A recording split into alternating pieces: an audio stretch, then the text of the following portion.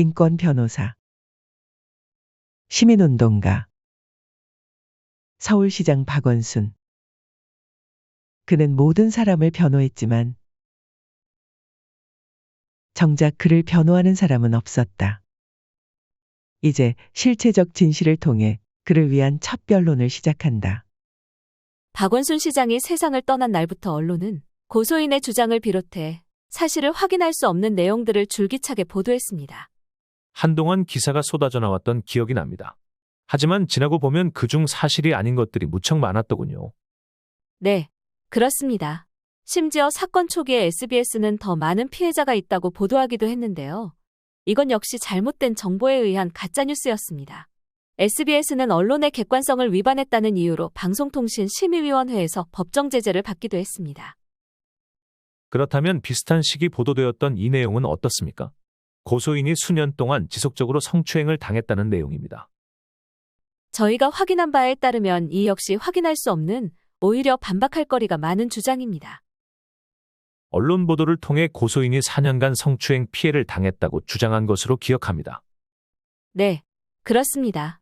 고소인은 자신이 4년간 성추행 피해를 당했으며 서울시청 내부에서 20명에게 피해를 호소했으나 사람들이 방조했다고 주장하기도 했습니다. 방조 등의 혐의로 서울시 관계자들이 고발당했던 것도 기억납니다. 고발은 어떻게 마무리되었죠? 박 시장이 세상을 떠난 지 6개월 만에야 방조 혐의로 고발당했던 사람들은 검찰에서 무혐의 처분을 받았습니다. 방조, 묵인 등의 혐의가 없다고 검찰이 인정한 거죠. 무언가 이상하네요. 방조와 고발에 대해서 무혐의 처분을 받았다는 것은 약 20명에게 피해를 호소했고 그들이 방조 및 묵인했다는 고소인의 주장이 사실로 인정되지 않은 것인가요? 네, 그렇습니다.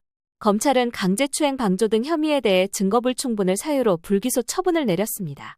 또한 인권위 결정에서조차 묵인 방조했다고 볼 만한 객관적 증거는 확인되지 않는다고 적혀 있습니다. 심지어 또 다른 증언에 따르면 고소인은 본인이 성적 피해를 호소했다고 하는 사람들과의 텔레그램 대화에서 본인이 쓴 메시지들을 모두 삭제했다고 합니다. 텔레그램에서는 시간이 지난 대화도 삭제할 수 있기 때문에 가능했습니다. 다른 곳으로 전보를 요청했음에도 시장실에서 이를 받아들여주지 않았다는 주장도 기억이 납니다. 피해를 호소하며 다른 곳으로 가고 싶어 하는데 계속 시장실에 붙잡아 두었다는 건데요. 오히려 8급이던 여비서가 다른 부서로 이동할 시기가 되었을 때 본인이 승진하고 나가겠다고 말했다는 증언도 있습니다. 실제로 고소인은 8급에서 7급으로 승진하며 비서실에서 다른 곳으로 옮겼다고 하고요.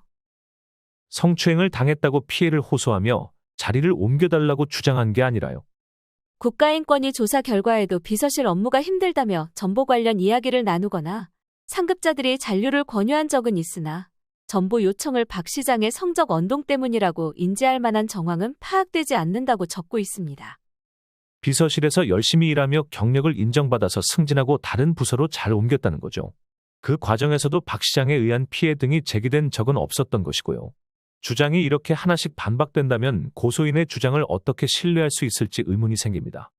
박원순 사건을 다루는 다큐멘터리가 2차 가해라는 공격이 쏟아져 나오고 있습니다. 그러나 하나씩 살펴볼수록 1차 가해는 어디에 있길래 2차 가해를 주장하는 건지 의문이 듭니다.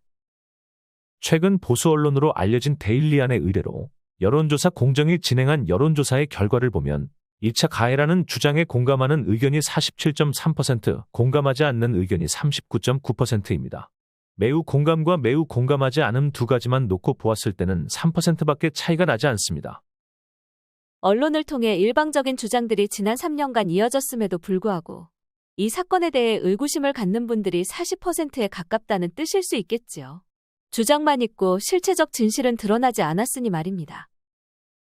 일방적인 주장으로 20여 명의 사람들이 방조 혐의로 범죄자 취급을 당했고 박원순 시장의 가족과 지인, 그와 함께 일하던 모든 사람이 고통을 받아온 것이군요. 모든 것은 증거로 말해야 합니다. 사건의 실체적 진실도 증거와 증언을 통해 찾아야 합니다. 주장이 사실이 될 수는 없습니다. 실체적 진실을 추적하는 박원순 다큐멘터리 첫 변론에 많은 관심이 집중되는 이유입니다. 과연 다큐멘터리가 어떤 증거와 증언을 담고 있을지 궁금해집니다. 2차 가해라는 공격을 견디기 위해 많은 관심과 응원이 필요할 것 같습니다. 저희는 다음 팩트체크를 통해 다시 찾아뵙겠습니다. 감사합니다.